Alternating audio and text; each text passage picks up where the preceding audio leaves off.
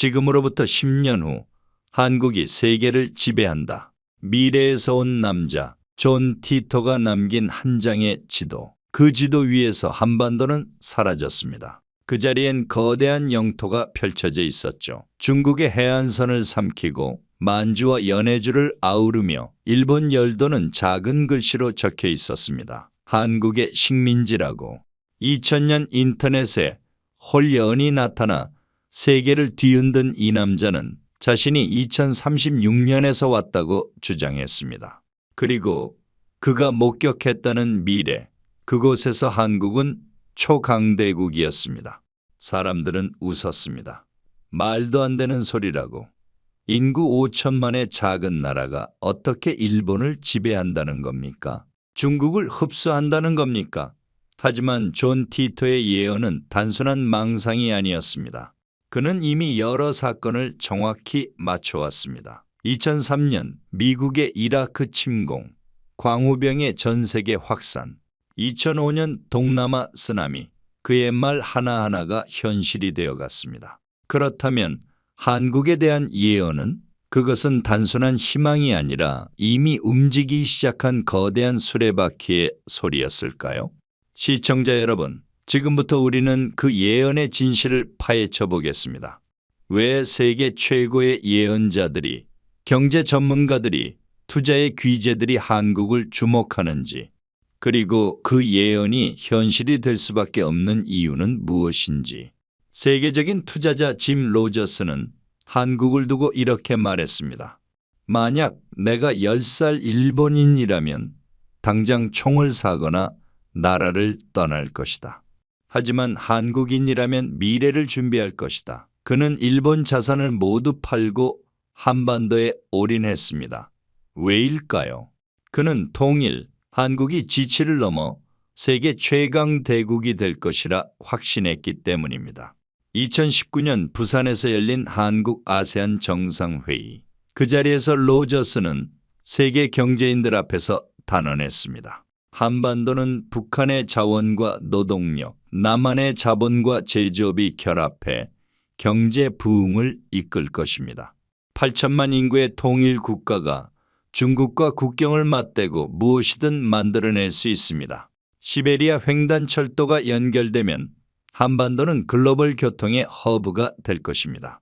그의 말은 단순한 낙관이 아니었습니다. 그는 실제로 북한 관련 기업의 사회이사로 취임했고 자신의 딸들에게 한국어를 가르쳤습니다. 그는 2050년 일본이 범죄 대국이 될 것이라 경고하면서도 한국은 통일을 통해 새로운 세계 중심국으로 떠오를 것이라 반복했습니다.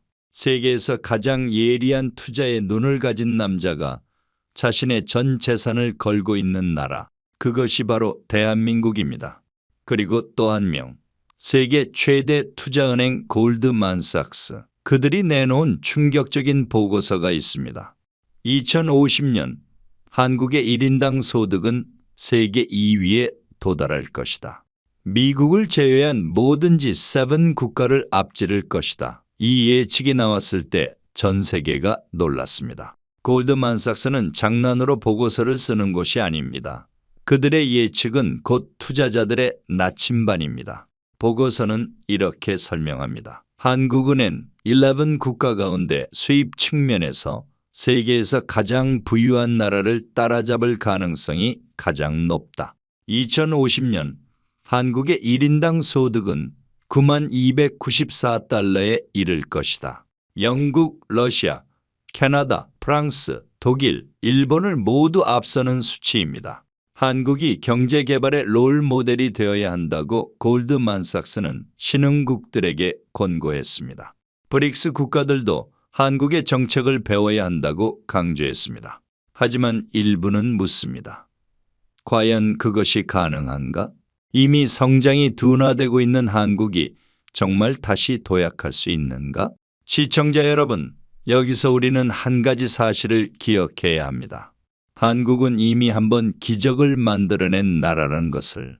1953년 전쟁이 끝난 직후 한국의 1인당 국민소득은 67달러였습니다. 세계 최빈국이었습니다.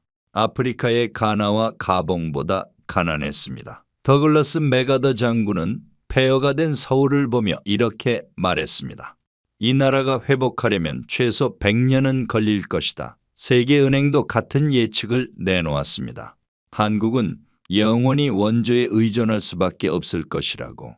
그러나 70년이 지났습니다. 1953년 67달러였던 1인당 소득은 2025년 현재 36,000달러를 넘어섰습니다. 535배 증가했습니다. GDP는 13억 달러에서 1조 9천억 달러로 폭발했습니다.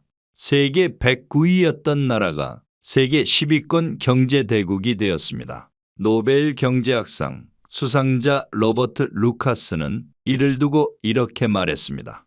기적을 만들다. 어떤 경제 이론으로도 설명할 수 없는 기적이라고. 세계는 이 현상을 한강의 기적이라 불렀습니다. 독일의 라인강의 기적에 빗댄 표현이었죠. 하지만 한국의 성장 속도는 독일보다 빨랐습니다. 1960년대부터 1990년대까지 30년간 한국의 연평균 경제 성장률은 9.4%였습니다. 30년 동안 매년 10%에 가까운 성장. 이것은 인류 역사상 유례가 없는 수치입니다. 1960년 수출은 3천만 달러에 불과했습니다. 2019년에는 5,422억 달러, 거의 2만 배 증가했습니다. 1988년 서울올림픽은 한국이 선진국 문턱에 진입하는 계기가 되었습니다. 외국 언론은 한국을 대만, 홍콩, 싱가포르와 함께 아시아의 네 마리 용이라 불렀습니다. 1997년 외환위기라는 전대미문의 위기도 겪었습니다. 하지만 한국은 2년 만에 회복했습니다. 2010년 한국은 원조를 받던 나라에서 원조를 주는 나라가 되어 개발원조위원회에 가입했습니다. 세계은행은 2024년 한국을 중진국 함정 탈출의 모범 사례로 꼽았습니다. 보고서는 이렇게 말했습니다. 한국이 25년 만에 이뤄낸 성과를 중진국이 50년 만에 달성하는 것도 기적이다. 한국의 경제 성장은 교과서다. 많은 개발도상국은 한국을 벤치마킹해야 한다. 시청자 여러분, 이것이 바로 한국입니다. 70년 만에 최빈국에서 선진국으로 도약한 나라. 그렇다면 묻지 않을 수 없습니다. 이미 한번 기적을 만든 나라가 두 번째 기적을 만들지 못할 이유가 있을까요? 골드만삭스와 짐 로저스의 예측은 단순한 희망이 아니라 이미 증명된 가능성에 대한 확신일지도 모릅니다. 그리고 지금 한국은 또 다른 영역에서 세계를 지배하기 시작했습니다. 반도체, 문화, 기술, 한국은 이미 세계 최고 수준에 도달했습니다. 2022년 기준 한국은 전 세계 메모리 반도체 시장의 60.5%를 차지합니다. D램은 70.5%, 낸드는 52.6%입니다. 삼성전자와 SK하이닉스는 세계 반도체 시장을 양분하고 있습니다. 한국의 반도체 기술력은 세계 최고입니다. 초미세 공정 기술에서도 한국은 선두를 달리고 있습니다. 파운드리 시장에서도 한국은 전 세계 17.3%를 점유하고 있습니다. 반도체는 한국 최대 수출 품목입니다. 2022년 기준 한국 전체 수출의 18.9%를 차지합니다. 한국은 중국, 대만에 이어 세계 3위의 반도체 제조 시설을 보유하고 있으며 세계 반도체 전체 생산 능력의 약 17.9%를 차지합니다. 평택과 용인을 중심으로 K반도체 벨트가 구축되고 있습니다. 이것은 세계 최대의 반도체 공급망입니다. 전문가들은 말합니다. 반도체는 21세기의 석유다. 그리고 한국은 그 석유를 가장 많이 생산하는 나라 중 하나입니다. 미국과 중국이 반도체 패권 전쟁을 벌이는 지금 한국의 위치는 더욱 중요해지고 있습니다. 세계는 한국 없이 단 하루도 작동할 수 없습니다. 그리고 문화, K-팝이 세계를 장악했습니다. 단순히 음악이 아닙니다. K-팝은 이제 하나의 장르입니다. 해외 각국의 메인 차트에서 K-팝 분류를 쉽게 찾을 수 있습니다. K-팝이 해외 차트에서 1위를 차지하는 것은 더 이상 신기한 일이 아닙니다. 상당한 나라에서 자국 음악보다 K-팝이 차트에 더 많이 분포하고 더 많이 듣히고 있습니다. 2017년 방탄소년단은 빌보드 HOT 100에 K-팝 보이그룹 최초로 진입했습니다. 이후 빌보드 200에서 1위를 기록했습니다. 미국 언론들은 방탄소년단을 세계에서 가장 인기 있는 보이밴드라 불렀습니다. 블랙핑크는 영국 왕실에서 초청받았습니다. K-팝 음반 수출액은 3천억 원을 돌파하며 사상 최고치를 경신했습니다. K-팝의 파급력은 단순한 음악을 넘어섭니다. 댄스 커버, 팬덤 문화, 콘텐츠 양산, K-팝은 전 세계 젊은이들의 문화적 정체성이 되었습니다. 미국 학부모들도 자녀와 함께 K-팝 콘서트에 갑니다. 중동의 폐쇄적인 나라에서도 K-팝은 각광받습니다. 건전한 가사, 완벽한 안무, 높은 수준의 보컬. K-팝은 세계 문화의 새로운 기준이 되었습니다. 한국 드라마와 영화도 마찬가지입니다. 오징어 게임, 기생충, 미나리.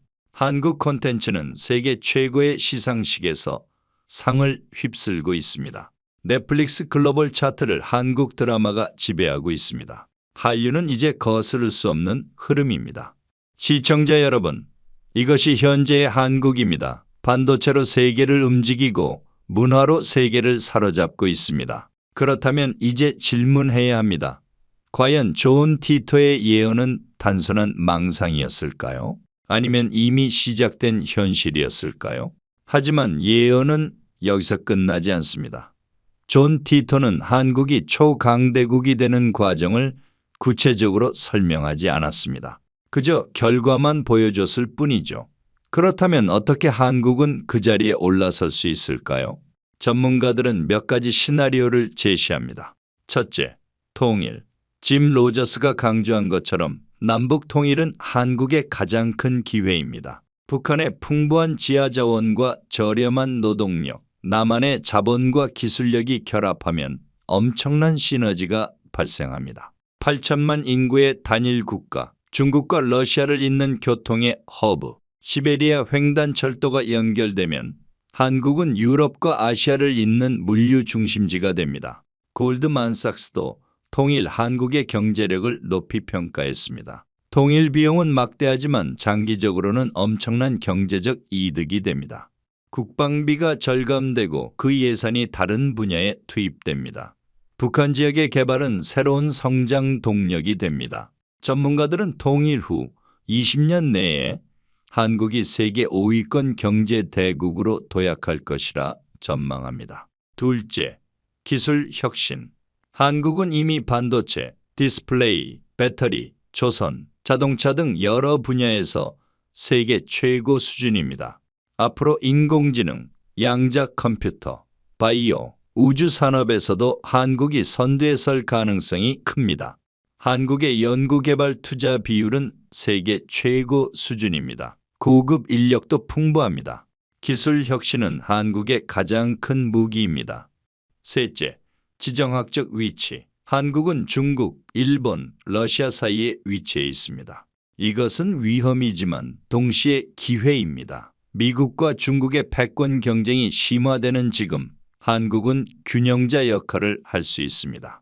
미국의 동맹국이면서도 중국과 경제적으로 긴밀한 관계를 유지하는 한국의 위치는 독특합니다. 이 균형을 잘 유지하면 한국은 동북아의 중심 국가로 부상할 수 있습니다. 넷째, 인적자원. 한국인의 교육열과 근면성은 세계적으로 유명합니다. 높은 교육 수준, 빠른 적응력, 강한 도전정신. 이것이 70년 만에 기적을 만든 원동력이었습니다. 그리고 그 DNA는 여전히 살아있습니다. 젊은 세대는 더 창의적이고 글로벌한 시각을 가지고 있습니다. 이들이 이끄는 미래는 밝습니다. 다섯째, 문화 소프트 파워. K-팝, K-드라마, K-영화. 한류는 한국의 국가 브랜드를 명품 수준으로 끌어올렸습니다. 문화는 경제보다 더 큰 힘을 발휘합니다. 사람들의 마음을 사로잡기 때문입니다.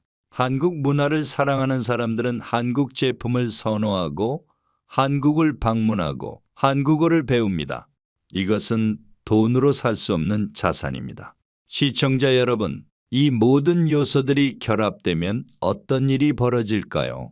존 티토가 본 2036년의 한국은 어쩌면 이 모든 시나리오가 실현된 결과일지도 모릅니다. 통일을 이루고 기술 혁신을 선도하고 지정학적 균형을 잡고 인적 자원을 극대화하고 문화로 세계를 사로잡은 한국. 그 한국이 초강대국이 되는 것은 당연한 수순일지도 모릅니다. 하지만 예언은 항상 조건부입니다. 미래는 정해진 것이 아닙니다. 선택에 따라 바뀝니다. 존 티토도 이렇게 말했습니다. 내가 본 미래는 내가 메시지를 보낸 시점에서 바뀔 수 있다. 차이가 발생할 수 있다. 즉, 예언은 경고이자 가능성입니다. 그 미래로 가기 위해서는 올바른 선택을 해야 합니다. 그렇다면 한국이 해야 할 선택은 무엇일까요? 전문가들은 몇 가지를 강조합니다. 첫째, 평화. 통일을 위해서는 평화가 필수입니다. 북한과의 관계 개선, 주변국과의 협력이 필요합니다. 전쟁은 모든 것을 무너뜨립니다. 평화만이 번영의 길입니다. 둘째, 혁신. 현재에 안주하면 뒤처집니다. 지속적인 연구 개발, 새로운 산업 육성, 규제 혁신이 필요합니다. 한국은 빠르게 변화하는 세계 경제에 적응해야 합니다. 셋째, 통합. 사회적 분열은 국력을 약화시킵니다. 세대 갈등, 지역 갈등, 이념 갈등을 극복하고 하나로 뭉쳐야 합니다. 단결된 국가만이 강한 국가입니다. 넷째, 개방. 세계와 소통하고 협력해야 합니다. 고립은 쇠퇴를 의미합니다. 글로벌 리더십을 발휘하고 국제사회에서 책임 있는 역할을 해야 합니다. 다섯째, 교육. 미래 세대에 투자해야 합니다. 창의적이고 글로벌한 인재를 양성해야 합니다. 교육이 국가의 미래를 결정합니다. 시청자 여러분, 존 티토의 예언은 단순한 미래 예측이 아닙니다. 그것은 가능성의 지도입니다. 어떤 선택을 하느냐에 따라 그 미래에 도달할 수도 도달하지 못할 수도 있습니다. 짐 로저스와 골드만삭스의 전망도 마찬가지입니다. 그들은 가능성을 보았습니다. 하지만 그 가능성을 현실로 만드는 것은 우리의 몫입니다. 그렇다면 정말 한국은 초강대국이 될 수 있을까요? 역사를 돌아봅시다. 70년 전 한국은 세계 최빈국이었습니다. 아무도 한국의 미래를 믿지 않았습니다. 하지만 한국은 기적을 만들었습니다. 불가능을 가능으로 바꿨습니다. 그렇다면 두 번째 기적도 가능하지 않을까요? 70년 만에 최빈국에서 선진국이 된 나라가 앞으로 30년 안에 초강대국이 되는 것이 정말 불가능할까요? 존 티토는 2036년의 지도를 남겼습니다. 그 지도 위에서 한국은 거대했습니다. 하지만 그는 또 이렇게 말했습니다. 미래는 변할 수 있다. 결국 중요한 것은 예언이 아니라 선택입니다. 우리가 어떤 선택을 하느냐에 따라 미래는 달라집니다. 한편 일부 전문가들은 우려를 표합니다. 한국의 저출산 문제, 고령화, 사회적 분열, 이것들이 한국의 미래를 어둡게 만들 수 있다고 경고합니다. 골드만삭스의 일부 보고서는 2050년 한국의 경제 순위가 하락할 것이라 전망하기도 했습니다. 인구 감소와 성장률 둔화가 주된 이유입니다. 하지만 다른 전문가들은 반박합니다. 한국은 이미 여러 위기를 극복했다. 전쟁, 분단, 독재, 외환 위기, 매번 한국은 일어섰다. 저출산과 고령화도 극복할 수 있다. 기술 혁신과 생산성 향상으로 인구 감소를 상쇄할 수 있다. 통일이 되면 인구 문제는 해결된다. 한국의 저력을 과소평가해서는 안 된다. 누구의 말이 맞을까요? 시간만이 답을 줄 것입니다. 하지만 한 가지 분명한 것은 한국이 세계가 주목하는 나라는 사실입니다. 예언자들이 한국을 말하고 투자자들이 한국에 베팅하고 전 세계가 한국 문화를 소비합니다. 이것은 우연이 아닙니다. 존 티토가 본 2036년까지 이제 10년 남짓 남았습니다. 그때가 되면 우리는 알게 될 것입니다. 그의 예언이 맞았는지 틀렸는지, 한국이 정말 초강대국이 되었는지 아니면 여전히 중견국에 머물러 있는지.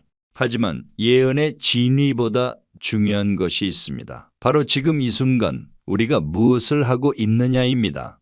미래는 예언되는 것이 아니라 만들어지는 것입니다. 존 티토는 한 가지 가능성을 보여줬을 뿐입니다. 그 가능성을 현실로 만들 수 있는 사람들은 바로 우리입니다. 정치인이 아닙니다. 기업인이 아닙니다. 국민 한 사람 한 사람이 주인공입니다. 70년 전 한국인들은 폐허 속에서 일어섰습니다. 아무것도 없었지만 희망은 있었습니다. 그 희망이 오늘의 한국을 만들었습니다. 지금 우리에게도 희망이 있습니다. 아니, 70년 전보다 훨씬 더 많은 것을 가지고 있습니다. 기술, 자본, 인재, 문화, 우리에게 필요한 것은 단 하나, 다시 한번 일어서겠다는 의지입니다. 존 티토는 2001년 마지막 메시지를 남기고 사라졌습니다.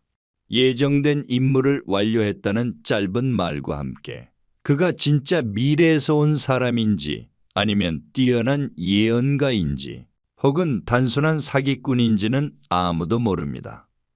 하지만 그가 남긴 지도는 여전히 사람들의 마음속에 남아 있습니다. 2036년 한국이 초강대국이 되어 있는 그 지도. 짐 로저스는 아직 살아 있습니다. 그는 여전히 한국에 투자하고 있습니다. 한국의 미래를 확신하고 있습니다. 골드만삭스는 계속해서 보고서를 냅니다. 때로는 긍정적으로, 때로는 신중하게. 하지만 한국을 주목한다는 사실은 변하지 않습니다. 그리고 한국은 계속 나아가고 있습니다. 반도체로 세계를 움직이고 K-팝으로 세계를 사로잡고 새로운 기술을 개발하고 더 나은 미래를 향해 걸어가고 있습니다. 때로는 넘어지고 때로는 방황하지만 결국에는 일어섭니다. 그것이 한국의 역사였고 그것이 한국의 미래일 것입니다. 시청자 여러분, 2036년 한국은 정말 초강대국이 되어 있을까요? 존 티토의 예언은 현실이 될까요? 아무도 확답할 수 없습니다. 하지만 한 가지는 확실합니다. 한국은 이미 한번 불가능을 가능으로 만들었습니다. 그리고 그 DNA는 여전히 살아있습니다. 70년 전 폐허에서 일어선 그 정신, 위기 때마다 단결했던 그 힘, 끊임없이 도전했던 그 용기, 그것이 있는 한 두 번째 기적도 가능합니다. 예언은 답이 아닙니다. 예언은 질문입니다. 우리는 어떤 미래를 선택할 것인가? 우리는 어떤 길을 걸을 것인가? 우리는 무엇을 위해 노력할 것인가?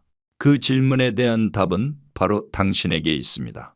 존 티토의 지도는 한 가지 가능성을 보여줬을 뿐입니다. 그 지도를 현실로 만들 것인가? 아니면 다른 미래를 만들 것인가? 선택은 우리의 몫입니다. 짐 로저스는 한국에 베팅했습니다.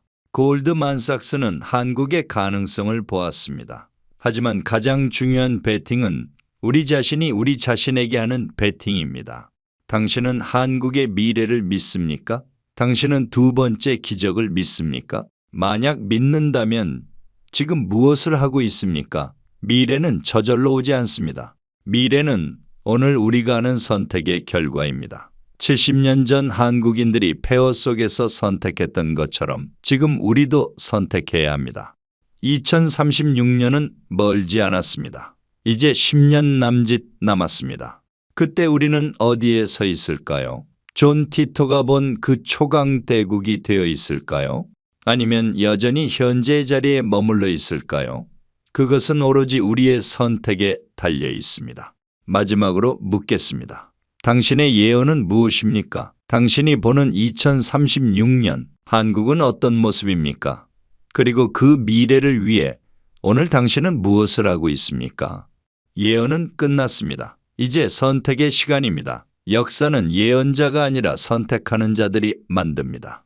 당신도 그 역사의 일부입니다. 당신의 선택이 한국의 미래를 결정할 것입니다. 끝까지 시청해 주셔서 감사합니다. 이 영상이 도움이 되셨다면 구독과 좋아요 부탁드립니다. 여러분의 생각과 의견을 댓글로 남겨주세요. 함께 한국의 미래를 이야기합시다. 감사합니다.